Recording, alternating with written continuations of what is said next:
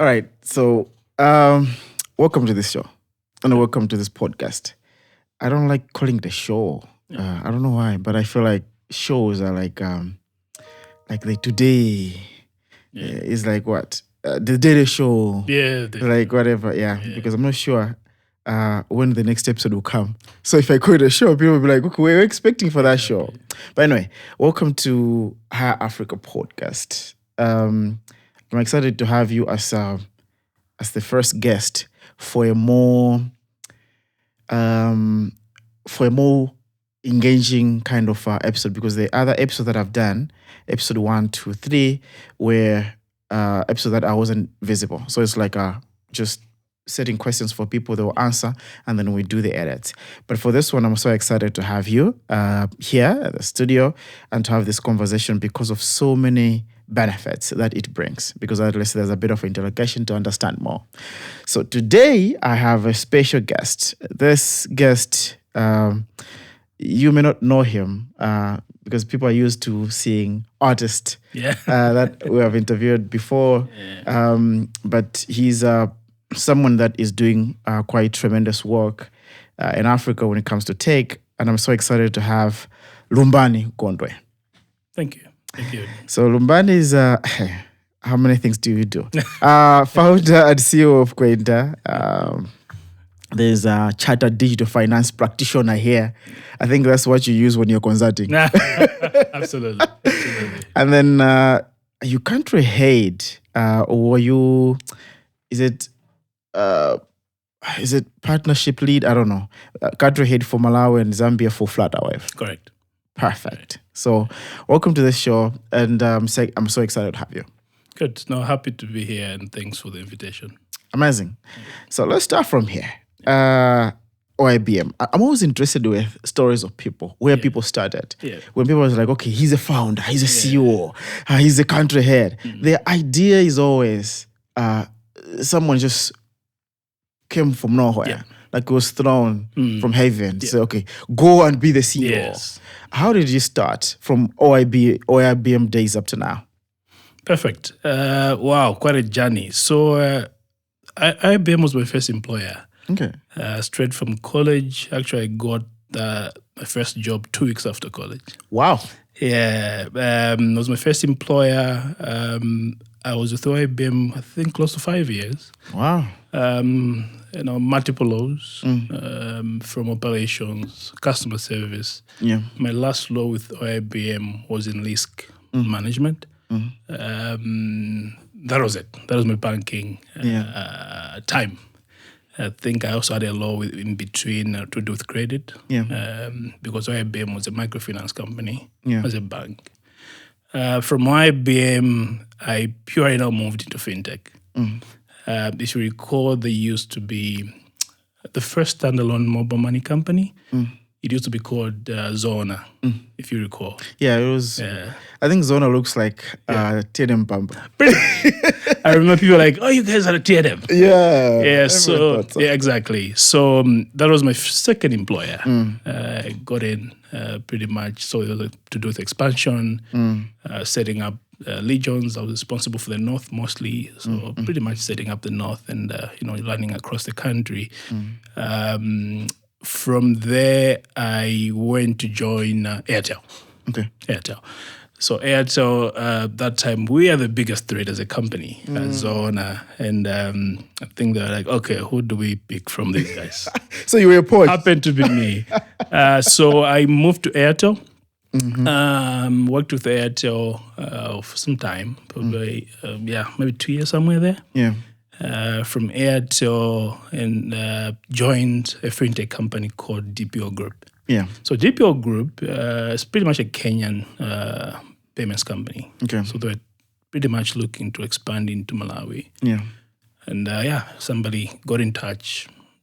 We had a discussion, and I jumped in as a country manager. So that was the beginning of... You also poached? Pretty much. There's a pattern that I'm following here. There is a pattern, actually. It's a funny one across, actually. Yeah. And then jumped into the DPO ship, launched Malawi. And pretty much DPO is the first fintech company to get a license and just, as a standalone, did all that. Then after some years, I was like, okay, I think now it's time to move on. I've done what I was expected to do. Yeah. Then Flutterwave came in as well. Okay. Flutterwave were looking to expand into Malawi. Into Malawi as well. That was 2020. I think in COVID times. And that time, Flutterwave as a company was really on a rapid expansion across Africa. Yeah. And they wanted Malawi as one of their markets. And that was the time that they got the, they raised some money, right?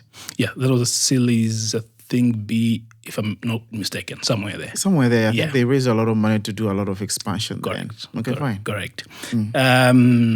That was it. I jumped into Flutterwave as a country manager for Malawi.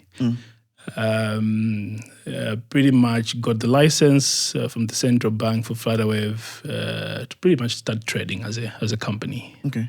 But as a fintech company, you are under the central bank. Yes, central bank, National Payments Act.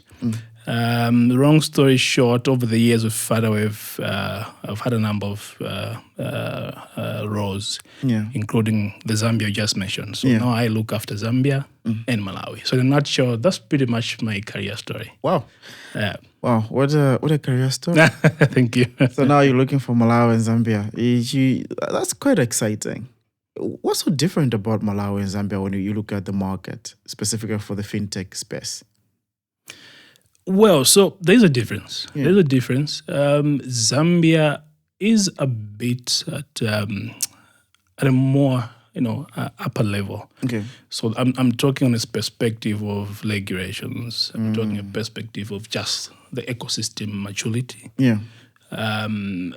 But it's not that of a very distinct to where we are as a country, as Malawi. Yeah. It's just that they're a bit ahead of us. Okay. Because what I believe is that an ecosystem is propelled mostly by policy. An ecosystem is a child of policy. So I think they've done so well around that. Pretty much that's a distinct I see. What are the maybe one or two elements that you see in the policies that side that maybe we don't have here that makes us to lag behind when it comes to fintech? So on top of my head would be the ability for a regulator to, I would say, have an open door kind of approach to new innovations, emerging technology. Yeah. I mean, if you look at markets or countries across Africa that are so much way advanced in terms of tech, so you look at Rwanda, a famous example, Nigeria. You look at the regulators are pretty much, have an open door policy where they'll say, look, we may not understand the tech, but we are willing to learn. Just come. So that's why you see this two different countries of measure. They've even gone ahead to develop sandboxes. It's pretty much just to make sure that, okay, look, we want to manage your tech on a risk perspective, monitor it until we are convinced that you're okay to go to the end user. So pretty much I think that's one thing I've seen in terms of the policy side of it. Yeah. Another thing is that I think Zambia has heavily invested in their tech infrastructure in general. Look, we may talk about all these tech issues, but if we, on a national level, we don't have that infrastructure, so I'm talking about connectivity, issues to do with even just device penetration and internet penetration in general, it's quite a harder to push some of these techs. So I think Zambia have done better than that way too. Yeah, that's true. I was talking to someone this morning today that sometimes we can push people to innovate, but if the ecosystem is not strengthened by investment in infrastructure, what you do is you build a platform that doesn't go anywhere. So you build a platform that is really good, but which market? So if you're looking at online, I think it's 5.8 million right now, the stats that I was checking. So if you can't go beyond 5.8 million, then where do you go from there? Of course, you have to start maybe expanding. But if the product is for Malawi, it means the limitation that you have is 5.8. Correct. And that's unfortunate.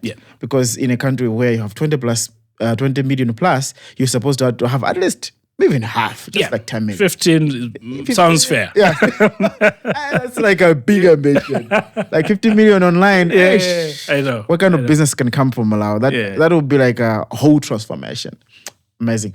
I think when I was checking you, I think you won like a fintech nomination at some point. Ah, interesting. What was happening? You had to dig a lot. Hey, she's doing a lot of digging. Yeah, so it was. So this is funny. The idea of Kwenda as a concept has evolved a lot over the years. Okay. I think people look at it now, they're like, oh, I see you did this, you're doing this. Yeah. But actually, that is coming from the first concept of Kwenda. Okay. Okay. What was it called then? It used to be called Malawi Place. Malawi Place? Yeah. It's funny that I don't think my team also knows about this. There are a few people who may know it. But Kwenda used to be called Malawi Place. So here's how the name came about. Okay. I said, look, I want to build this, but I want to build it first for Malawi. Okay. That doesn't change. That's why Kwenda's for Malawi first. For Malawi, yeah. But I said, look, I would want it to be more associated with Malawi. So how best do I go about it? Okay, I'll name it Malawi Place. So Malawi as a country, place coming from the word marketplace. Okay. Pretty much. That's how these names came about. Yeah. And unfortunately, because of other legislation issues and requirements, Malawi is a protected name. So I was like, okay, I don't want to go through this. I hear you about that. And here you kept in the studios of Podcast Malawi. Like, okay. Yeah. How are we using Malawi? I don't even know. Yeah, so I was like, okay, no, I think this will take a bit of time. So that's how I'm dropping this name. I have to look for another name. Ah, okay. Yeah, so long story short, that's how the name Kwenda came into a place. It also has, of course, a bit of a background. Yeah, because Kwenda, for me, if I come from, I stayed in Majinga at some point. Okay. So Kwenda is like walking, like going or moving or something like that. Kwenda, something like that. It's Yao. So I've always wondered, like, what inspired that? So, where does the name come from? So interesting. So after the whole Malawi Place saga encounter, rather, I said, look, I have to move on. This is a list of my problems in developing this. Hey, the name is the last thing to worry about. But you know, developers, they fight for a name. They can never release a product. I know. Because of a name issue. Yeah. So I was like, no, I think I need to move forward. Yeah. So the name Kwenda, so it boils down to the mission. Okay. What exactly are we trying to do as Kwenda? Yeah. Is we're trying to simplify travel. Okay. Nothing out, nothing in. That's what we're focusing on. Now, I had to look around. I'm like, what local name would be associated with travel? Yeah. Okay. That will speak to what we're trying to do. Now, if you look at Kwenda, people get confused. They're like, okay, what language is this? Is it Tumbuka? You're Tumbuka. I'm like, no, it doesn't have to do with Tumbuka. Yeah. It's pretty much a more of a Bantu, centered around language, which means travel. Ah, okay. Yeah. So Kwenda is travel. It's pretty much travel. So when you talk of Kwenda, it means to travel. Yeah. Is it coming from a specific language like Chiao, this context, or Tumbuka? I know I've heard somebody was telling me that in Yao it means Kwende. Yeah, or Kwende. I don't know if I'm correct. Kwende is Kwende. Like, let's go. Let's go. Yeah. Exactly. Kwenda is like, I think, move. I don't know. The journey itself. It's like a journey itself. Yeah. Something is Tumbuka, for example. So in Tumbuka, if they say, I'm Tumbuka, so I just have more context. Yeah. When somebody says Kwenda, it means the journey itself. Like Kwenda. Like Mike loves, Mike Kwenda. I mean, Mike loves to travel. Yeah. So pretty much it's to do with travel. Yeah, that's how the name came about. Cool. Interesting. Yeah. Anyway, Kwenda. Yeah. Ticketing, travel, tech, there's a lot of WhatsApp integration in that space. What do you actually offer? I'm so interested with this. And I think for people that are watching this, Lumbani built a platform that I think is a good use case of how you have normalized moving from cash-based ticketing system to now online-based ticketing system. There were some initiatives that I have seen in the past, but I think they were not as mainstream as you came. I don't know what happened with you. I don't know what kind of magic you put, what kind of prayer you did. I don't even know. But wow, talk to me about the offer. What do you actually offer in this space?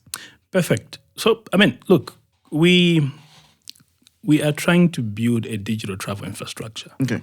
Starting with Malawi. Okay. I'm from here. It will make zero sense for me to focus on scaling when Malawi is pretty much not tapped at all. Yeah. The whole idea is, how do we simplify an end-to-end travel process flow for a user? Simple, basic example. Yeah. If I'm a user flying into Malawi, Yeah. one, I should be able to easily book my flight into Malawi. Very important. One. Yeah. If I land in Malawi, how do I get myself from the airport to the city, to the hotel? I should be able to get a taxi Yeah. to the airport, to the hotel, right? Yeah. If I get to the hotel, I just want to see what's happening around. It's a weekend. How do I find an event? I get on Kwenda, book my ticket.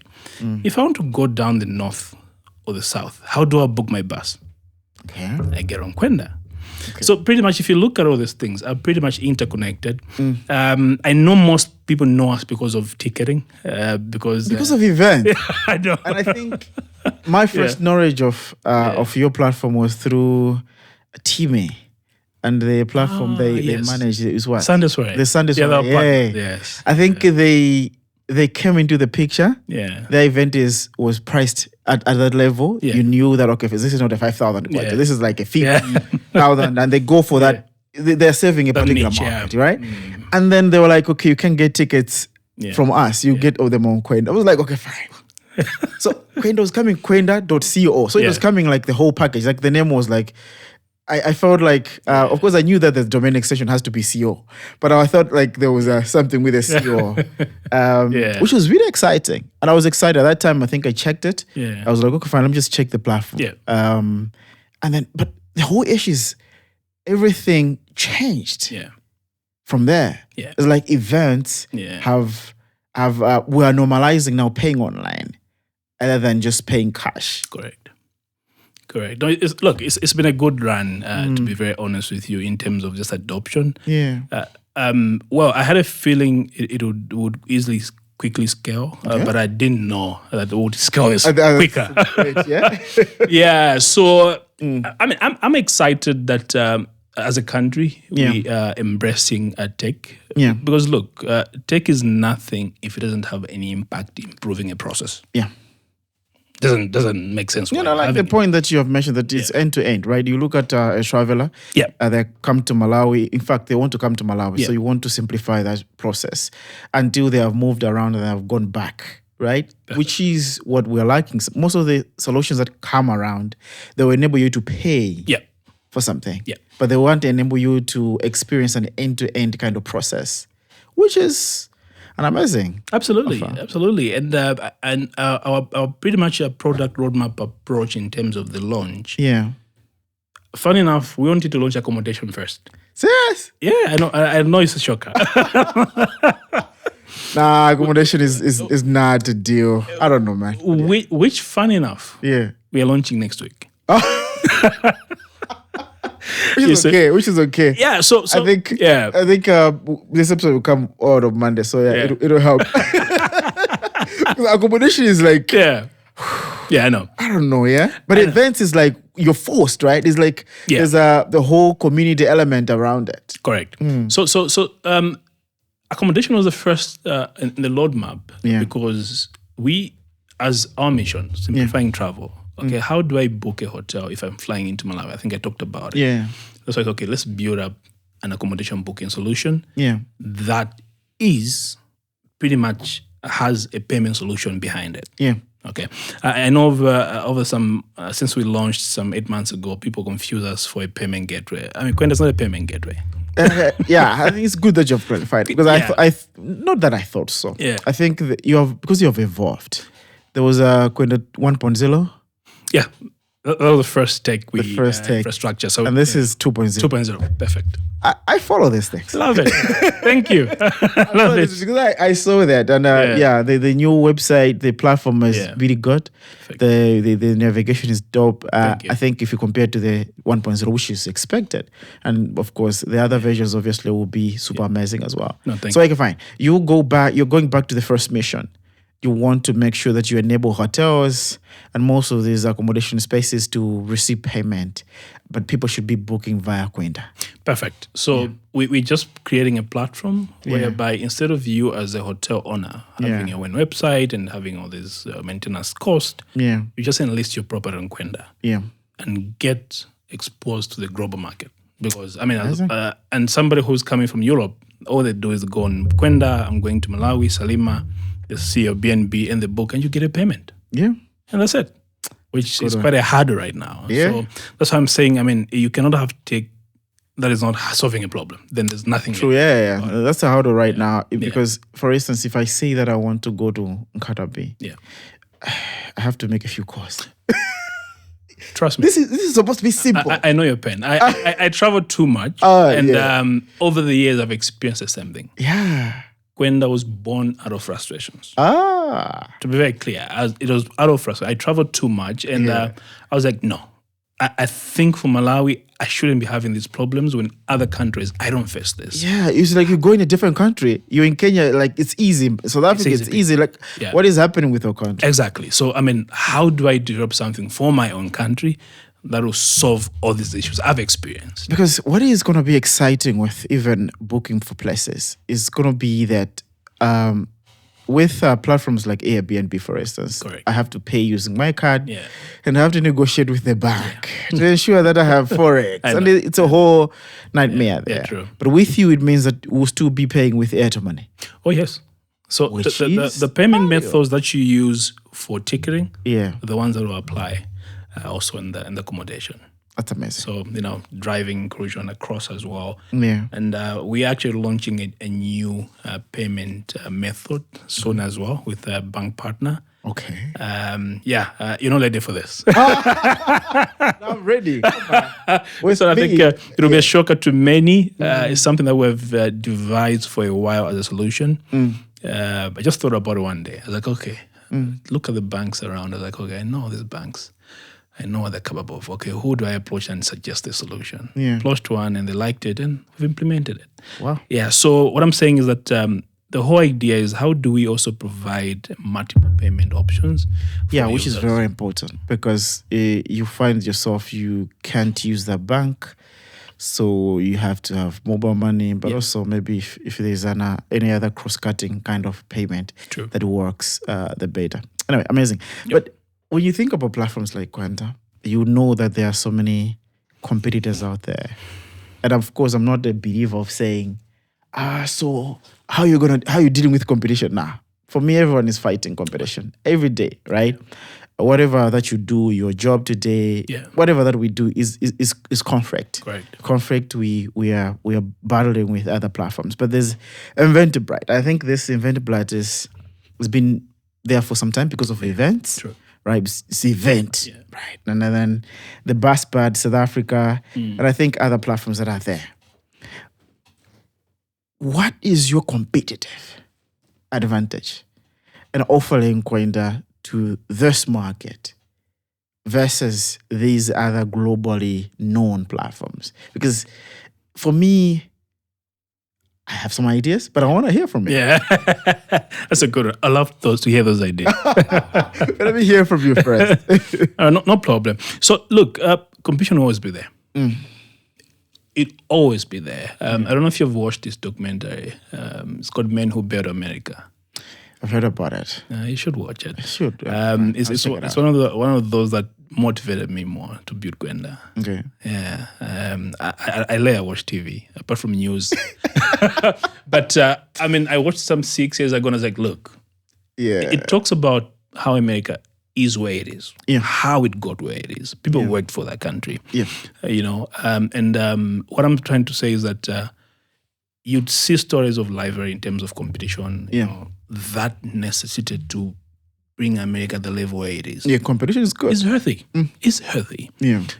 So coming to Kwenda in a specific conversation, we know we might be the pioneering startup in travel in Malawi, yes, but we know competition is coming. Yeah. A good example I'll give you, when we had launched e-ticketing, there are a couple of people who... Yeah, a bunch of them that I've seen, that have come through. Yep. Of course, the platforms are weird. I won't comment. I'm saying this because I was trying one, right? Yeah, okay. But the experience that I got is like, okay, fine. I think what they have done is they have just sorted the payment gateway element, but they haven't sorted their user experience. And I think people don't think about users, but a user is the user is king in this kind of things. So you're supposed to give them a very good run when they are experiencing the product, which you have done. Because if you go on Kwenda, you go on the dashboard, right? Yeah. You know the dashboard is proper, everything is seen there, your events are there, you book, you whatever. Which is, okay, this is not paid. Let me just mention it. This is not a paid. We didn't pay nothing. I'm sorry, but I'm just saying, because before I spoke to you, I made sure that I go on the platform and check. That's what I usually do if I want to talk to someone. Yeah. So I saw that the experience is good. Compared to some other. Maybe for others, there is still in their 1.0 kind of version, but you have moved on, which is really amazing. So anyway, thank you. Competitive advantage. I still want to hear more. Perfect. Yeah. So it's funny, people tell you, oh, this is a competitive advantage or pricing, what. We don't do that. Okay. It's a pure different approach where we're trying to be disruptive. Okay. Everything is trying to be different and bringing in a new culture in terms of running a business. Yeah. Here's our competitive advantage. Is agility. Simple. You have talked about us moving from 1.0 to 2.0. Yeah. That's agility. Yeah. The first technology we built was never meant to last even 4 months. Okay. When Kwenda was launched to the public, V2 was already being built. Okay. Okay? Yeah. What does that mean?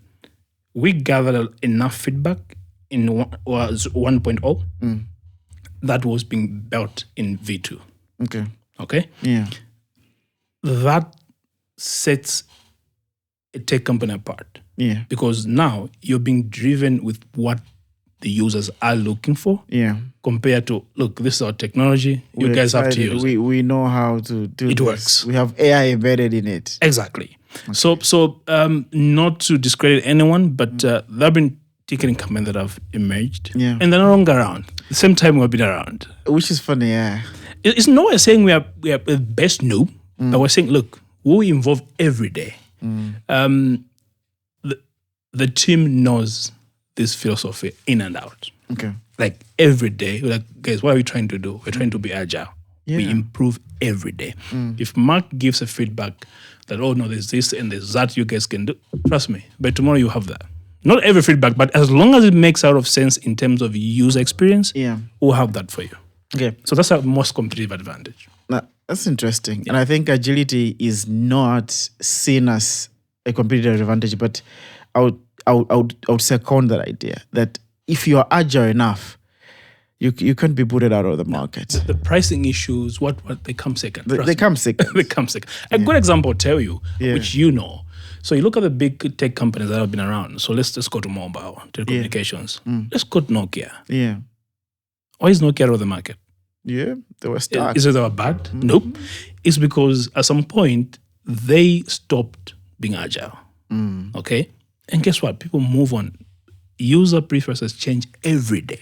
And that's a weird thing in business. You have to satisfy someone who can change their idea every day. Tomorrow. Yes. And you have worked so hard to build the current version. Years. Exactly. So you may tell people, oh no, this is a latest phone, it has features, it has what is driven by whatever. But the point is, if tomorrow somebody wakes up and say, you know what, I've used your phone yesterday and I don't want it. Yeah. How are you gonna survive? Yeah, so that's how we said, look, we will be driven by agility as a company because in that way we'll know, we'll involve with our user preferences. Interesting. Yeah. How many people are you employing? Good question. Yeah. The team is growing. Hey, funny enough, I think some days I was like, we're so many of us. We're now around 15. 50? Yeah. The biggest team is a tech team. No, but you realize 50 is a big number. 15, not 50. 50. Okay, yeah, 15. Fine. 15. Okay. 50. What is happening? Okay, fine. But we're still growing. The new team is joining again next week. So we're growing. Wow. Yeah. So the biggest team is the tech team. So you have developers and stuff. Perfect, which makes more sense to us because tech team is what cooks the technology. So you need to have them in abundance. Yeah. Yeah. Amazing. How do you make money? Because I know you on your website you said embarrassingly so. Okay. I'm the person who's gonna dig. Yeah. But you said embarrassingly so. We are so open about our percentages. Yeah. A good question. So our model is very simple. It's a commission-based model. Okay, pretty much. Yeah. So a very basic example: if Mark has an event, for example, say Mark is bringing, let's say, 50 cent. Simple. We'll strike a deal.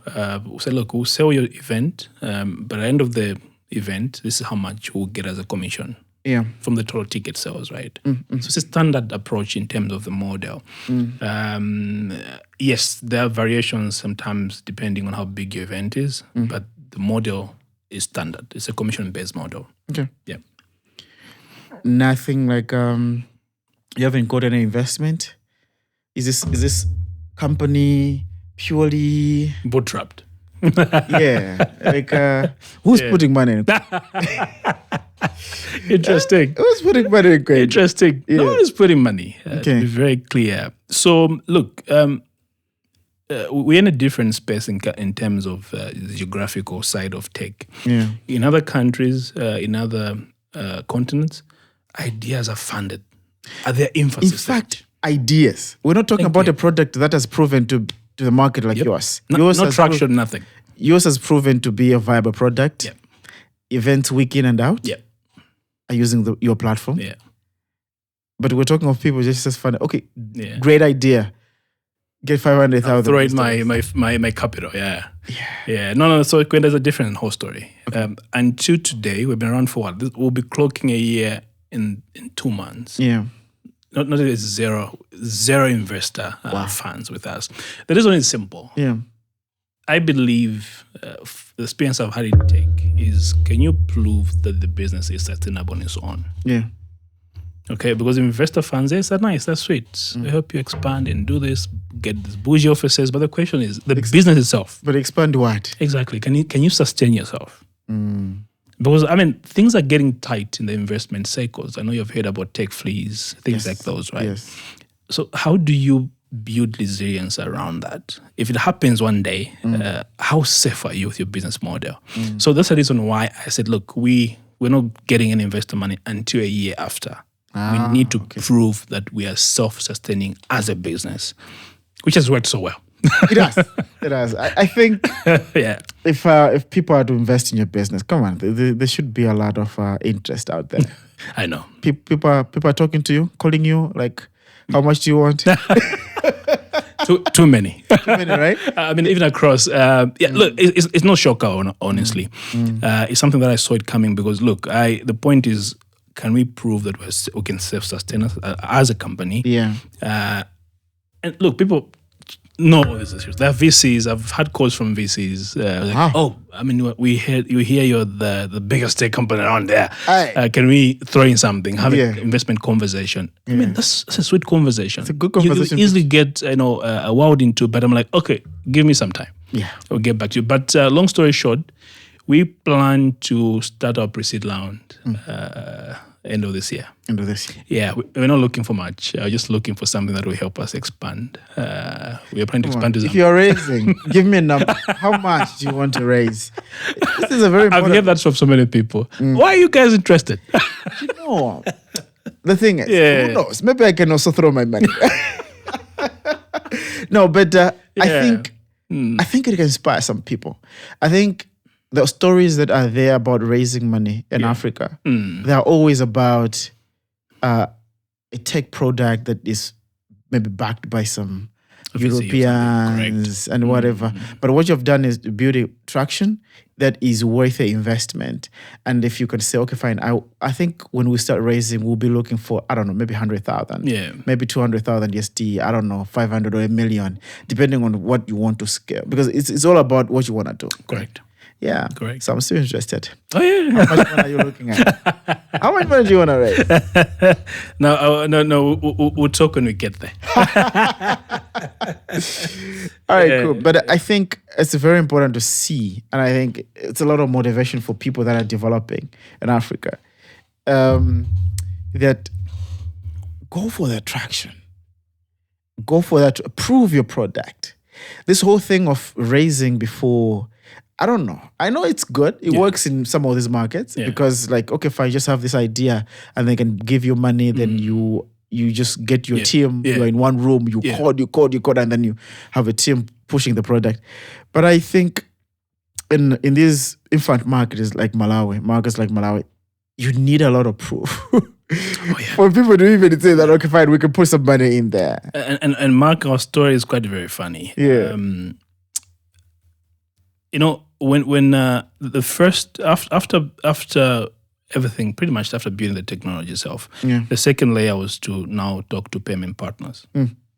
Okay, because at the end of the day, with our payment partners, the product was pretty much not fully done. Yeah, and long story short, we got shut down a couple of times. You did? Yeah. I mean, this is my field. I'm a digital. But the funny thing is, you're coming from that space. So who did that? So that's how funny it is. It's not that it's everyone that will be pretty much given the door open. I mean, let them come in. But they're like, oh well, we love the concept. Everything sounds nice. But look, we would need a corridor. I'm like, okay, I just want a gateway. It's not a gateway. It's not a loan that you have to give me, So long story short, I mean, the only thing that I believe that I would tell everyone trying to build a tech product is that just start. Don't wait on anyone. And I remember telling my team that day when we went for that meeting, that's specific. It wasn't everyone, just to be specific. Yeah. I said, look, give these guys 4 to 5 months. They'll come back to us. Guess what? They came back to us. They did. It's funny. After I've seen that, you guys are so everywhere. But we came to you guys. We came to you. Yeah, but guess what? Funny, lucky enough, another partner came in and was like, hey. And it was like, agreed today, and next day we did integration. Wow. Yeah, that's how quick they were. And I love that because I think the problem that is there with some of the companies whose CEOs or maybe head of tech hasn't traveled enough. Maybe that's the right word to say. They haven't traveled enough to see what can be done with technology. They shut you down like that, even just for something that they don't understand. Instead of just saying, okay, fine, we don't understand. Can we just work in an environment that we can understand and just test this? Absolutely. It's as easy as that. Absolutely. Because look, even the banking sector itself is now going into a more platform business. Yeah, it is. If you look at banks that are driving huge numbers across the continent, they're now fully into platform business. Yeah. Because they know a fintech company or a travel tech company is not a competitor. Is a partner. Is actually a client of ours. Yes. But you see, for platforms like this ones, banks thought you drive people away from withdrawing and all those kind of things, but they don't see the value that this kind of transaction, because if you're doing millions of transactions, they get their share. That's the whole idea. So you're pretty much opening a different avenue of making revenue as a bank or as a financial provider in an easy way. Yeah. Interesting, man. Yeah. Let's talk about the building teams. Hiring people in Africa has always been one of the difficult things because of, one, you want to get the right talent. And people have always argued that you cannot get the best developers in Africa, let alone Malawi. Yeah. Right? But you have, I don't know, is your team full of white? White developers or some Indians? That's a jab, Mark. Well, so funny enough, I get this a lot. Actually, at some point, the instances where most people are like, okay, is this company Malawian? Yeah. That's a question that I also had at the very first. Oh, is it? Yeah, I did. I thought you were not Malawian. I thought Wow. it was a Zambian company coming to Malawi. Interesting. Yeah. Yeah, but maybe it tells us, okay, maybe we're too good. Yeah. You know the notion, like, if something was done by a white person, Yes. it means it's nice. It's nice. I'm just kidding anyway. But I'm a Pan-African, so Yes. I believe in, So look, the team, I can 100% tell you, is 100% Malawi. Serious. 100%. All the developers. We built this in Malawi, Malawians. Wow. Funny enough, to just go further on that, 90% of the team, 95%, these guys were still students. What? Yes. When we were building Kwenda, 95% of the team were still in third year, some fourth year. Wow. As I speak today, there are even, I think, 3 of them who are still in third year. They're going into fourth year. Yeah. I know it's a shocker. So it just boils down to what you're asking me, like, how do you discover talent? But this is good. And I think one of the things I'll commend you is there is so much value in universities. In universities, Trust me. the kids who are building stuff.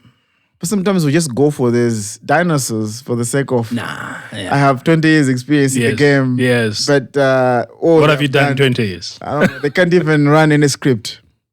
Yeah, zero coding. But look, so this tells you the approach we have devised as a company in terms of talent. I made that as a deliberate decision. If I want this company to be associated with Malawi, the story has to be built by Malawians. That was the whole idea. Yeah. Then how do I go scouting for talent? That was it. Universities. How do I, headhunt? And guess what? The 15 head count we have right now, I've single-handedly picked everyone. Yeah, that's how it's supposed to go. In fact, people don't get it. Yeah. You don't build a company based on...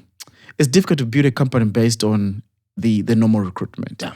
Where you put up and people apply and whatever. Specifically when you say startup. No. It's a very risky stage. It's a risky stage, right? Yeah. You have to be intentional. Yeah, you have to be intentional. You have to know the person. You have to, in fact, even before you even hire them, you need to talk to them. You need to know them. True. You need to be sure. True. Actually, 50% of the team, I've known them for the last 6 years. Wow. And I told them, there's something I'm building. I want you to come on board. A good example, which is very funny, just to talk out of the team. There's a lady who I've known the last 8 years. I told her about Kwenda in 2014. What? She has seen everything being built and she came on board and she's like, look, I sometimes don't believe that where we are. That's how long this thing. It was intentional. I told her, I'm like, I'm building this. I want you to be part. That's a power of vision. Yeah. That's a power of vision. In having an idea and believing in it, knowing that even if it takes a lot of years, you still have to do it. Oh, yeah. Oh, that's good. Let's talk about these skills, specifically for people in Africa. Do you think Malawi and Africa has the talent that can give us like a negotiating seat in the tables, even in the global north, in these spaces where global technology is being discussed? Do you think we're in that pathway to get to that level? Absolutely, yes. 100%. So look, some very funny stats for you. So as of today, Africa is pretty much the same as India, same as China in terms of population, right? Yeah. It's like 1.4 billion people. 1.4 billion, yeah. And you look at China and India, these are pretty much kind of a state kind of setup. So states and stuff. But Africa is 54 countries. They're all independent. They'll be turning 100 years of African Union around 2063. Africa. What does it tell you? There's so much untapped in terms of skill, in terms of just development, SECO itself in general. And the skills in Africa are massive. The stories that of innovation that have come from the continent, that have sprouted across the world by Africans. So I believe we have the right skills. we are fastly adopting different technologies and just shaking them up and see how best we can, embed them into our national level kind of tech infrastructure. So I believe we have the right skills. The universities are pretty much shaking up the curriculum, bringing AI, which we'll talk about at some point as well. That tells you that we as a continent, we are pretty much building a capacity that would propel us to where we want to go and have a conversation that would make sense to somebody who has been experiencing AI for years in other continents. Yeah. Sometimes I think there's a lot of unfairness when it comes to skills in Africa and skills that are given a seat on the table. I am of the view, it can be an unpopular opinion, but I'm of the view that most of our people within the continent can think and can develop things based on very good experience of challenges and opportunities that are found within the continent. But when it comes to being given a seat to lead that kind of development or even to code that kind of development, Africans are used as data and not... A very common story. Yes. So we become data that, okay, fine, Africa is XYZ, the demographics XYZ, and then we're data and we're not the team that is actually leading the development.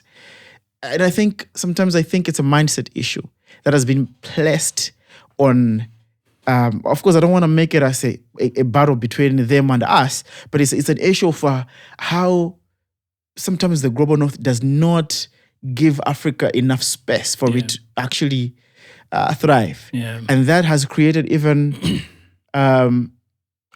the fear in most of the African even developers or even people that are innovators to say, okay, fine, I can develop it, but for me to do it, I need a white co-founder. You have heard about it's a common white co-founder situation in Kenya, right? It's very common.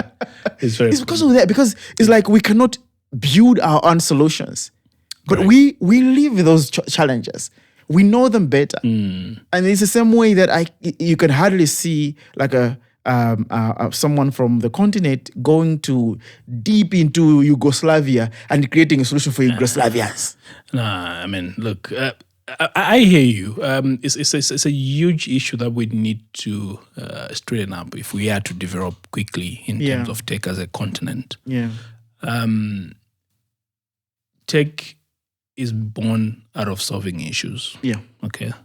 And if you think you would build a proper tech because you have somebody backing you up with from Europe, I'm sorry, so it doesn't make sense at all. Because you have the first-hand experience of the issues they're trying to solve. So it might be in agri-tech, it might be in edutech, it might be in fintech, travel tech, whatever it is. But the point is, it has to be driven by experiences you have gone through. Kwenda's a good example. The idea of the West maybe looking down on us in terms of skills. Look, everybody has their own opinion. I'm sorry to say.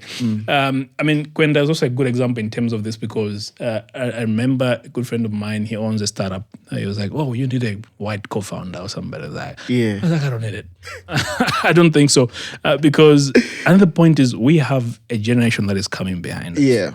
Okay, how would they believe that we as Africans, we can build something on our own? So we're not only developing tech, we are developing a transition of understanding that, look, we can do this on our own. And I think the unfortunate part also is that we fellows, we also tend to impede, which is unfortunate because in this case, there have been stories around it, I'll be very honest, where people are like, okay, why did we buy the system from India when we can develop it locally? So those things that we need to be deliberate about, that would give confidence to local innovators to say, look, I think I'll develop this and it will be adopted.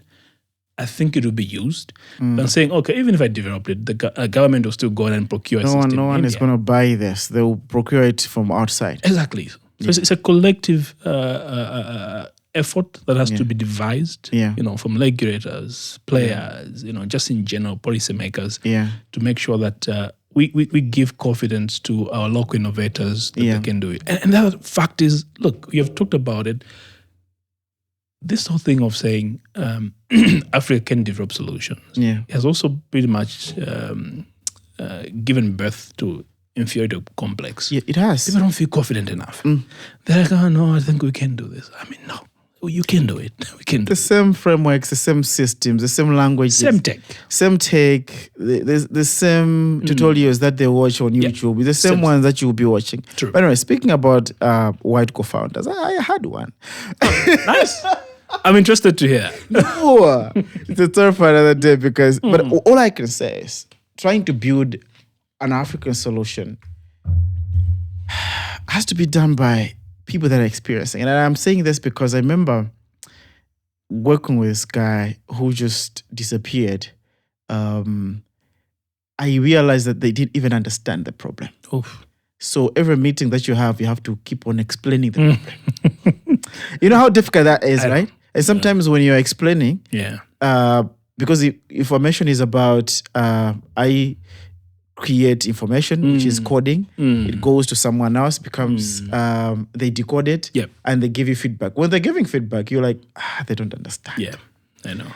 Like, okay, what we're trying to solve is A, B, C, D. Now, these are the challenges that sometimes you find when you're just pushing for co-foundership with specific people because you think it will help you. So it's a story for another day. Yeah. Anyway, let's talk about mindset. Yeah.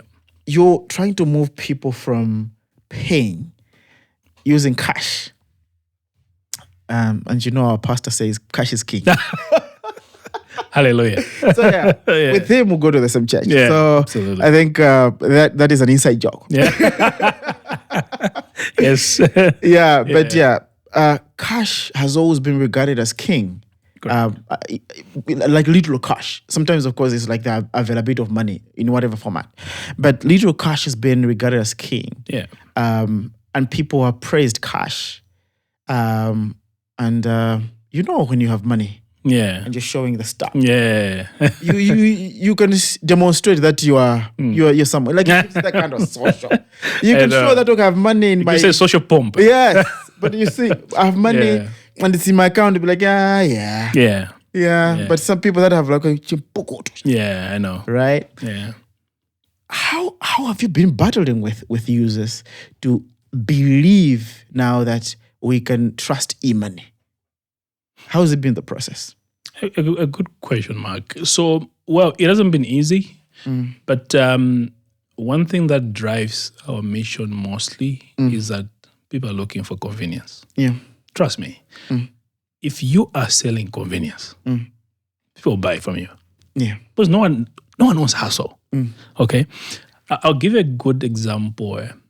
When we went to football, because we started with events, then we...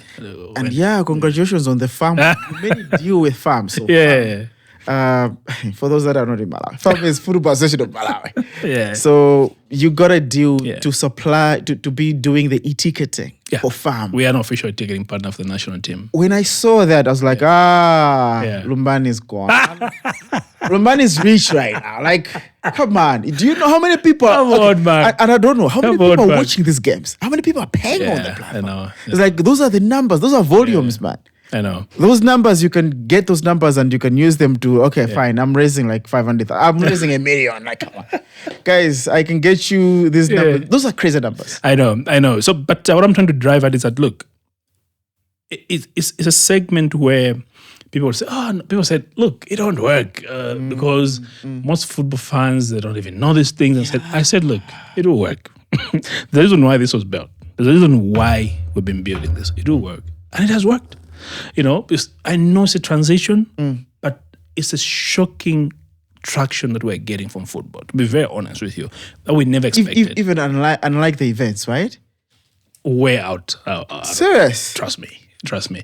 What I'm trying to say is that why are these numbers coming in? Convenience.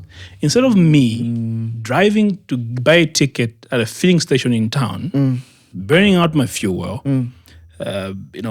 my car gets to have tear and wear issues. Yeah. I get to buy a ticket at the convenience of my house. Why would I do that? Why would I drive to town? Okay. So once again, if you sell convenience, it's so easy to beat all these narrations of, oh no, cash is king. Yes, it might have been true at some point Yeah. in digital finance. I understand the history of money and everything, but as long as you sell convenience once again, you are bound to move the transition.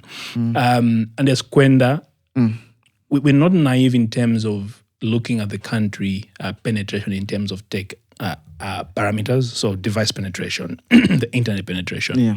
That's why we have tried as much as possible to build different avenues of delivery. So in Kwenda, you can get a ticket using the web. You can get a ticket through WhatsApp. First of its kind. I've seen it. Have you used WhatsApp ticketing? I haven't I'm used it. But I want to go to the Wende show. Perfect. So That's sure, yeah. so because I was testing using that. Perfect. So I was testing using that, but I have to pay for it. Now I'll have to pay for it. Yeah, no. My wife is always reminding me about that. Yeah. Okay, fine. Please do before you get in trouble. Yeah, no, I'll pay. I'll get it. I get it. But I wanted to experience because I wanted to pay using Airtel money. But I was like, I saw the WhatsApp one. I was like, should I go for this one? Yeah. But I think now that we've spoken, I think I need to try it. Experience it. First of its kind. You just walk up and they're like, look, I think we can do something with WhatsApp. Let's explore the APIs that WhatsApp have and build a ticket infrastructure. And we did that. So instead of even somebody going on the site, what internet issues, they can do that and buy a ticket. And the ticket is delivered instantly, same WhatsApp. Wow. Okay. Why? It's because we know that for us to pull the transition, we just have to build different avenues of access. Yeah. Now, another good news. Next week, we are launching USSD. So and that works with the football market. See? Because that market, you can just focus. Wow. Exactly. Congratulations. Why? It's because we are trying to make sure that we build a proper a conversion of the delivery methods that will make people feel like, look, I just have to buy something here instead of driving around. Yeah. So once again, I believe that convenience is what drives adoption mostly. And it has happened even mobile money. Mobile money was never something huge, but now look, we have two deployments, Airtel and TNM, Bamba, but look at the numbers. I agree with you. I think most of the developers have forget the foundation of why do people make decisions to use a particular platform. Correct. It is about them, not about your platform. It's not about you. They don't care about you. They don't care about They care about the No one experience. cares about Facebook. No. But they care about their image that is on Facebook. So they go on Facebook. Correct. No one cares about WhatsApp. People care about, okay, fine. So it will be cheaper.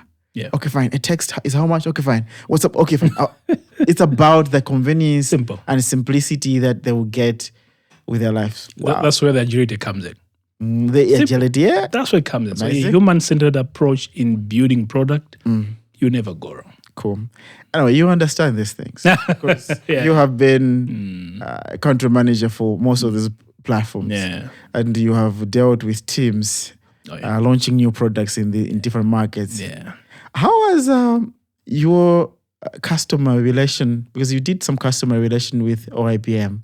Oh, yeah, absolutely. Yeah. How did that shape you to start thinking about the customer more? Because I will tell you, I'm going to have people here who will be talking about their product. But I'll tell you, they will say less about the customer and more about that product. But you're talking about this customer. Yeah.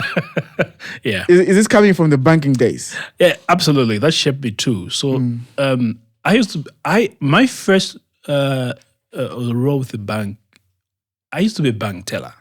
You used to be a bank teller? I used to sit on the counter. You used to calculate money? I bet people watching are like, I know this guy. I used to count money. That days when I would be the only one in the banking hall. Whoa! People shouting and people, you have dealt with that? Trust me. I've gone through that. I know. When people complain of bank tellers, I'm like, okay. I know. So look, that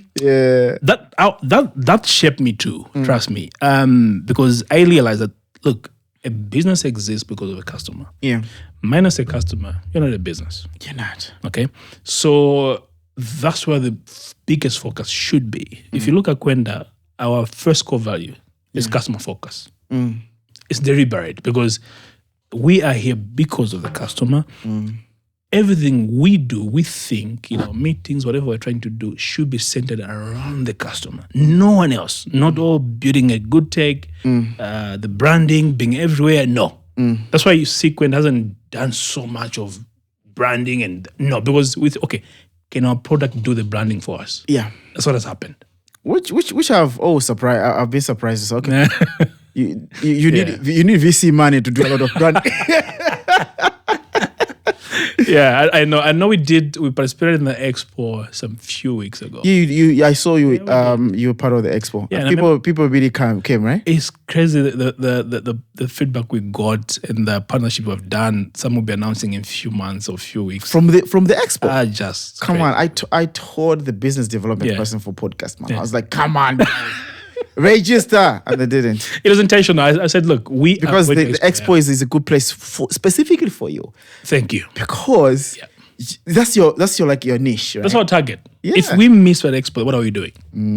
Yeah. So it's an amazing. What I'm trying to say is pretty much is that it pretty much also people are like, okay, so you guys are loaded. How did you do all this branding and stuff? So I'm just trying to comment on your VC comment. Yeah.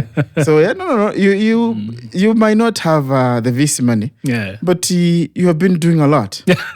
It's not like it's not like you guys are. Yeah. You have been making money. People can even see. This guy has been sitting on some money. Oh wow! Because I know events. Wow. There's no event right now because it's like a trendy thing that you just have to have Kwenda as a partner. And I think your business development teams are always having one call from one person to another. Okay, fine, we have this event. Yeah. Wow. No, absolutely. I mean, it all boils down to the experiences they've had, right? Because people are looking for value. Tech sounds bougie and nice, but does it give me value? Yeah. If the answer is yes, trust me, people come for you. Okay, perfect. So I think that has worked so well that some people have really referred to a number of event organizers. Yeah. Funny enough, that is the most interesting point to talk about, or it should be a shocker to you, is that somebody got in touch, got a call, normal business calls and says, look, I don't want to mention the team, but it's one of the biggest teams in Africa. It's a football team. It's football on the richest, the biggest. What? Yeah, I think you'll guess about it later. And said, look, I'm like, no way. I know who you are, but okay. He says, yes, somebody referred me and I want you to build something for my team. This is not in Malawi. It's not in Malawi, and we had that call also today around 2. Wow. We've been talking, and long story short, we are doing something for them. Wow. We had a different roadmap of where we were trying to launch next in Africa, but we're heading there first. We'll announce it soon. No, that's I'm just telling you how sometimes an impact of value gets you. Because this is value. It's not talking about your product. It's about how your product is making people feel. Correct. To a point that they'll refer you, and it becomes organic for people to say, okay, fine, I want to work with this guy. Perfect. This is amazing. Perfect. Anyway, let's talk about AI and blockchain. We can't do this without that because people will be like, come on. Yeah. This is not a tech thing. There's no AI. There's no blockchain. No emerging technology. Yeah, emerging technology. Yeah. How is it shaping the future of Kwenda for you now? And how is it shaping the future of Africa from your perspective? Perfect. So funny enough, I had written a piece. I don't know if you read my articles. I do like with Bankers Association as well. You do them on national publications? Yes. The newspaper, right? Yeah, I've done a couple. I think I might have read a few. Yeah. So I wrote a piece on AI in 2021 before it became a buzz. 2021? I'll send you the article. Please do. Before it became a buzzword across. Yeah. Because why? I saw it coming. Okay. Yeah. So look, at the end of the day, people will tell you, look, AI is pretty much, driving more on the negative side than the positive side. I said, look, every tech has its own sides. Yeah. It's about how you use it. If the good outweighs the bad, it is what it is, you know. If you ask me to take emerging tech that I think there'll be more of a driving center force of technology in general transformation is AI and blockchain. I'm happy to just mention both of them, because at the end of the day, it comes down to convenience as well. Yeah. I mean, I'll keep talking about because that's the whole idea about tech. Yeah. If you are simplifying a process using tech Yeah. that has been a hurdle for most people, and that's it. Now, I'll give you a good example. In the UK, last year, they were trying to pilot an AI-driven solution for tennis commentary. So instead of having a commentator at the tennis, it just script and it'll run and just give a commentary. Yeah. It's not only in football. In law, the US, in 2023, they did a pilot for litigation. So litigations in law, if you talk to a lawyer, they'll tell you it's the worst dragging process ever in law. Yeah. But guess what? With that pilot, it was taking even 3 minutes, 2 minutes with AI. Who would not use it? Everyone will. And I think there are so many examples that are coming in. There was one that I heard about US as well, where they're piloting the use of AI in education. So the kids are taught by a personalized AI, like model that understands them and teaches them. And there's a progress that is measured. Okay. And these students are hitting. Perfect. Are doing better than the students that are being taught as teachers in a normal classroom. Perfect. And I know people are fighting it, but no, don't get me wrong. Yeah. There is a notion. I'm calling a notion because it's not true. Notions are not true. Notions are not just pretty much preconceptions. Yeah. You know, that AI overtake a human intelligence. It will never happen. A human brain is 1,000 times more capable than an AI technology. Because I still think we have not understood a human brain up to now. So at what point is it going to beat us when we haven't even understood our complexity? Another basic example Yeah. or fact that people don't know. Yeah. AI is about data. Yeah. You feed data. Who feeds the data? It's a human. So how would that? I think people are thinking about the is it UGI? Yeah. Where I don't know if that's the right term. Yeah. I need to be sure. Tech people always jump for these things. Yeah. Is it UGI in AI? Yeah. I don't know. Let me see if it is that. Okay. Is or GIU or something, but it's general intelligence. It's like there's a concept that now the AI will start developing its own sense of purpose. Interesting. Knowing yourself and then thinking within yourself. I still argue, right? I still argue that. What's that? Is that generative AI or predictive AI? Because, I mean, there are different sections of AI as well. So I'm just trying to think why somebody would say that. Because, look, let's look at the bottom line. It's about data. So you talk of concept like predictive analysis. You talk of issues like even just the predictive AI itself, right? The basic concept or understanding that people have to have about AI is pretty much a computer imitating a human cognitive functions. That's the whole idea about AI. Yeah. So smelling or touch, things like those. So I for one, Mark, don't believe that AI will overtake a human intelligence. No way. Humans have so much, intelligence around it. Yeah. I think I'll find it at some point. But yeah, it's that concept that the technology will get better to a point that the data will be too much. And then it will start predicting patterns to a level that it will rebel against us at some point. And then we lose to AI. AI takes over. Yeah. And then the future becomes AI versus AI. And we humans will just be watching them. The absolute. Yeah. The instinct. It's just an interesting one. But I think there's something that has happened very recently, which will teach us that I think human intelligence is quite important. So you see what is happening with AI is that data that AI has been trained on is ending because all these platforms are training on human data, right? Yep. And data is ending. That pile of data is ending. So what has happened is that AI is now learning from AI. How to be human. Oh yeah, I know. There's that. I know. So there's because most of the data that AI is being fed with is coming from material that is in English. So now people are going into low resource languages so that at least we can give AI something new.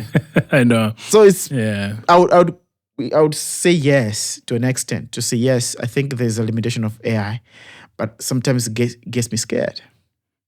I know. I mean, look. I mean, there have been statistics around the workforce in general, the global workforce. I mean, there have been projections that reaching 2030 with the AI, you end up losing maybe 40% of the workforce to AI. Those are frightening numbers because most people want the income anyway.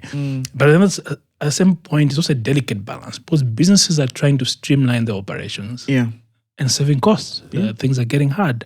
So it's a both sides sword kind of situation, a lock and a hard press. But I, for one, I believe that AI is quite a segment of tech that will cause a lot of disruption, and it has already caused it. Has. At the same time, it has created a lot of jobs as well. Opportunities as well. I mean, simplified things. There are crazy predictions in terms of how the GDP will jump in the US because of AI. It's because of all that. Crazy. Yeah. And it pains me that those predictions of in terms of metrics are not here with us yet. There's a market AI readiness report for Malawi that came out yesterday. Okay. I was reading about it last night. Who did that? World Bank, obviously. I think no, Thailand. Please share that with I'll send it to you. So very interesting to it see. pretty much just had to look at the landscape of the country in terms of how late it is for when it comes to AI. But I mean, your guess is as good as mine. Infrastructure issues have been mentioned as challenges. And whatnot. The digital literacy issues, which we cannot run away from. We need to do something about it. Yeah. True. I hear you. Blockchain, before we go to the close. Blockchain. I feel like people never understood blockchain. People felt blockchain was there to help them to make money. Yeah. But not to give them better security. Correct. But also to give them better ownership of either data or processes. Yeah. I have my own predictions, and I think in the near future, not so far from here, when all this AI thing dies, we'll go back to the foundation of safety. And we'll go back to blockchain. We're like, okay, fine. Yeah. Save us from this. Because yes, everyone is able to do X, Y, Z. What do you think is the future of blockchain now in Africa? Yeah. There is a huge potential for blockchain. I mean, it can never be underestimated or even talked around it. A good example. Yeah. Transportation right now in Africa. Yeah. There are countries like Uganda, Kenya that have already implemented blockchain in terms of transportation. Okay. A good example.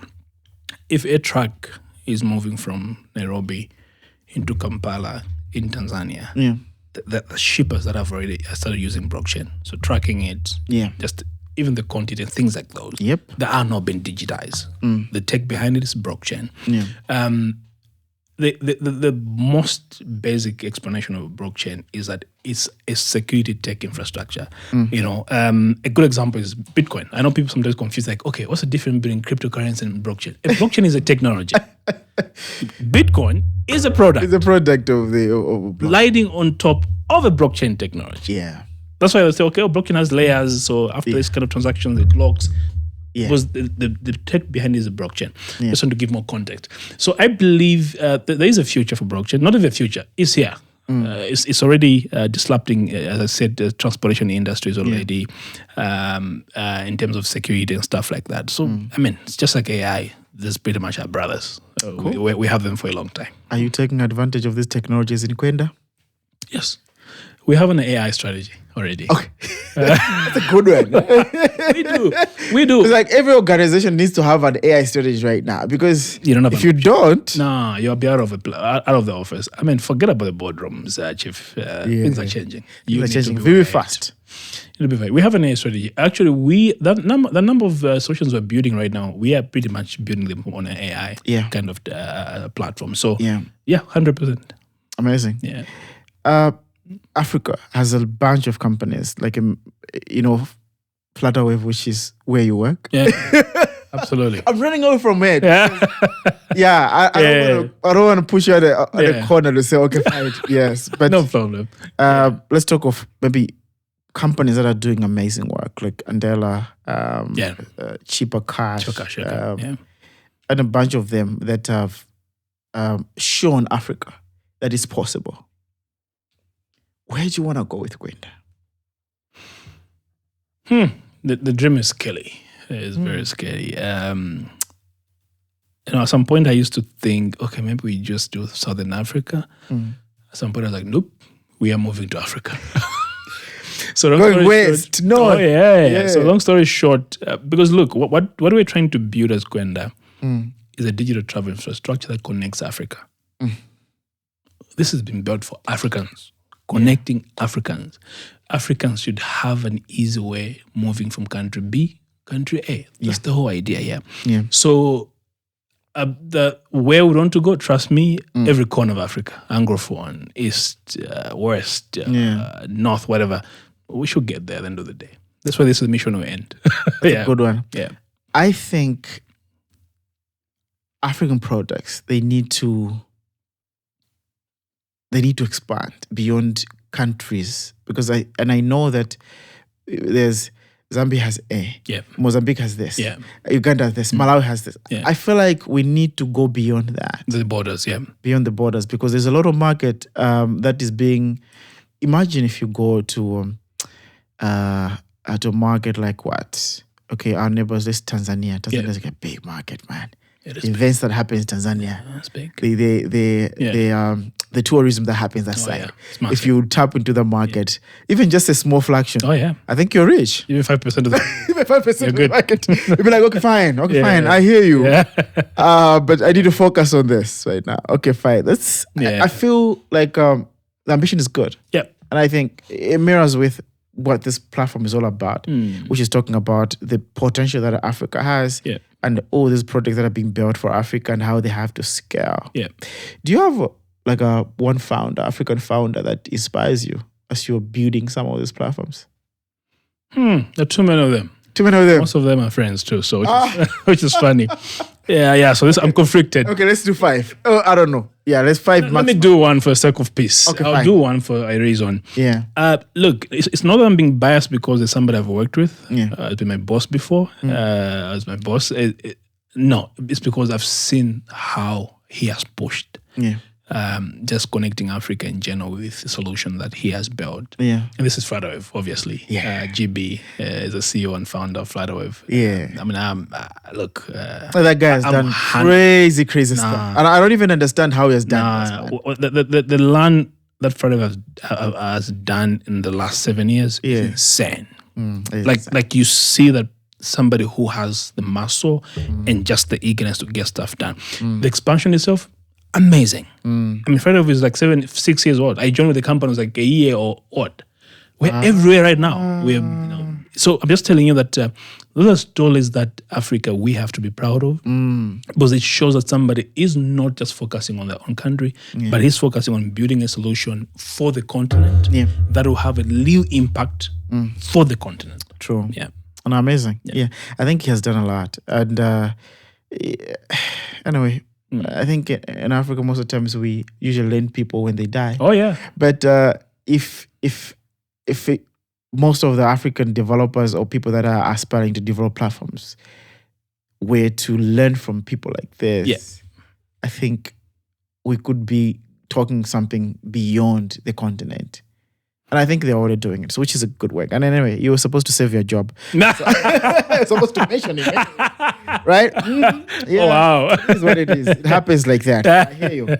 Okay, one mistake that taught you the most. What is it? What is it that taught you the most when building products? In building product. So I wouldn't call it a mistake. I'd call it a learning curve. Is that... I think some points took a bit longer than it was supposed to be to take. To launch? In developing the product. I mean, for different reasons. I know what you're talking about because I'm sitting on so many products here, and I know. I know. Yeah. So I think that's a learning curve I've had. I'm like, look, now I'm like, okay, you took longer. This was supposed to be out way back. You're supposed just to go into the market, learn from there. The Kwenda I see today was supposed to be around in 2018, but it came out in 2024. So I think the learning curve that I would say for anybody out there that is building a product, please just go, just start. It's not that I was looking for perfection. There are a number of variations, and trust me, building Kwenda has never been easy. It has been a rigorous process. Just the skills themselves, trying to combine the mirroring the skills and just putting the. Trust me, it's been a hurdle. I can imagine. That has been the biggest problem, just trying to find the right combination. But here we are. But I think that's what I would say, learning curve. Cool. Yeah. One tech that excites you the most, one trend in tech that is exciting you the most right now. I wouldn't talk about AI, obviously. I've talked about that. I better mention that. Yeah. But I'll talk about very little known. Okay. It's called Legitech. Okay. What's that? So Legitech is about using tech in regulating sectors. Okay. Okay. So over the years, over the decades, regulators have been known to be very traditional, paper-based and inspections and all these things. You have to visit Mike and see what it's doing. But this is pretty much deploying or using technology to regulate, to have an oversight. So instead of a good example would be central bank. Yeah. Instead of central bank saying, so some of the central banks, how they work is they have what we call periodic visitations or inspections. Yeah. Okay, they'll go to a bank, sit there for a month, just trying to look, calling a file after another, I need this file. Yeah.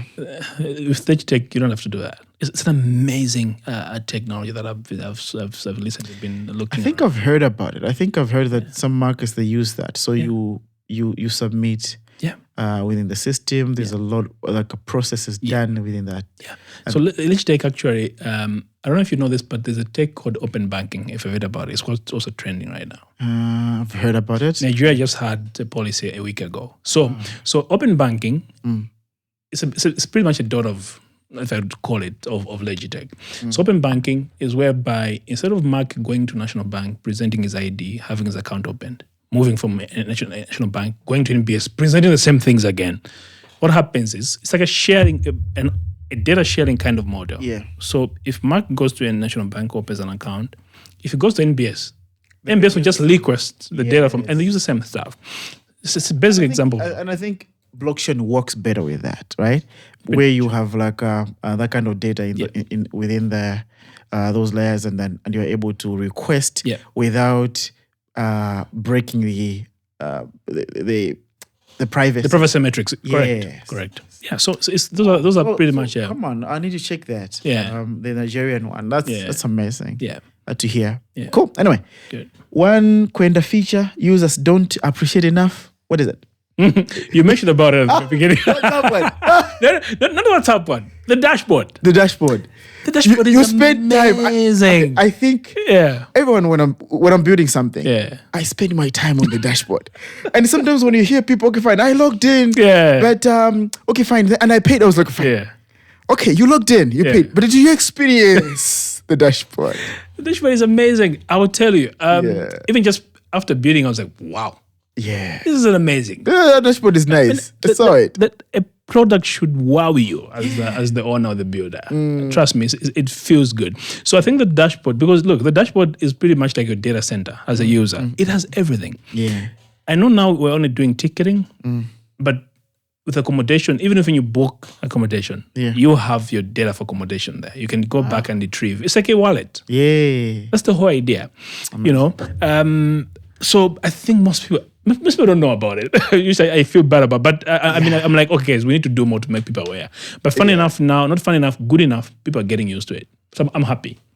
People get it. I think the Malawian user, from my perspective, they're used to, I want a ticket, I get a ticket. Yeah. But I don't experience the environment that provides me the ticket. True. It is only developers who will be going there and they're like, fine, I love this product. Yeah. Okay, fine. Okay, I've gotten the value, but wow. Okay, so this button here. Okay, fine. I know. But I saw the dashboard. That's why I told you about the dashboard. Yeah, you mentioned about it. I went there, I saw the dashboard. I was like, in Malawi? Most of the products that I've experienced from Malawi, they don't take time when it comes to the app element. One thing you love to know is that we wanted to go live. The team was like, okay, can we go live and build the dashboard later? I said, no. Dashboard first. And the team will tell you. I said, no. We are not going live. We have to have a dashboard. Yeah. Because it gives a more sense of ownership on the user side. And trust me, the guy who called me is like, Chief, you don't know how nice I feel having this dashboard. Yeah. It's like you own it. Exactly. Yeah. I was like, wow, I didn't know it would get up further. You know, so it is something that end of the day, boils down to user experience. Yeah. That's what we're trying to do. Amazing. One bold prediction for Africa in 2030. What do you think will happen in this space? Tech, skills, products, and the Africa evolution. What do you think is going to happen by 2030 in the next 5 years? Yes. Well, I think there'll be a sprout of tech in general. This is pretty much adoption and people building more local solutions. Yeah. And I also foresee there'll be a lot of regional integration happening. I know that there's AFTA and all these strategies happening, the free trade area, whatever. But I have a feeling that most tech solutions will be able to, go across different regions, which is exactly what we need. Yeah. If your solution can solve issues in Uganda, why not? Why not push it Uganda? Yeah. That's a good thing with us. We are moving to Zambia this year. And the whole idea is we believe, we already did at the market. And it was like, okay, when are you guys coming? It's because they believe this will solve their issues. Solve their issues there as well. So I foresee that happening. I also foresee quite a good improvement in terms of regulations. From AI, whatever it is, fintech. I think our regulators are opening up more. Okay.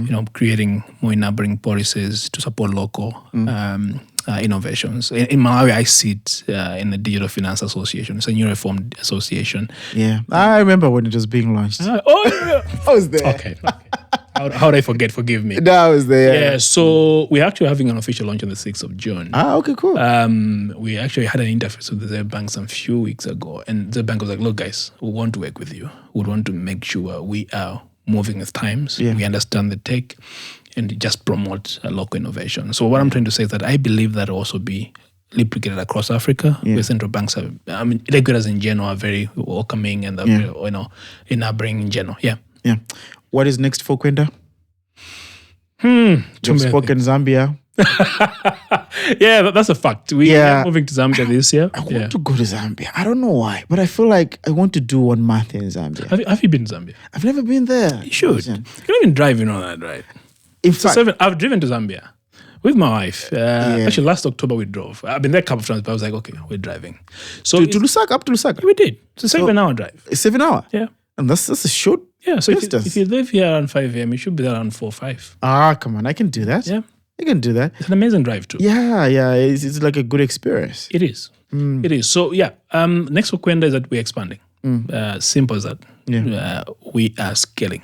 Yeah. There's nothing that we are focusing on right now apart from building a product, stabilizing our modules, our tech infrastructure in general, and expansion.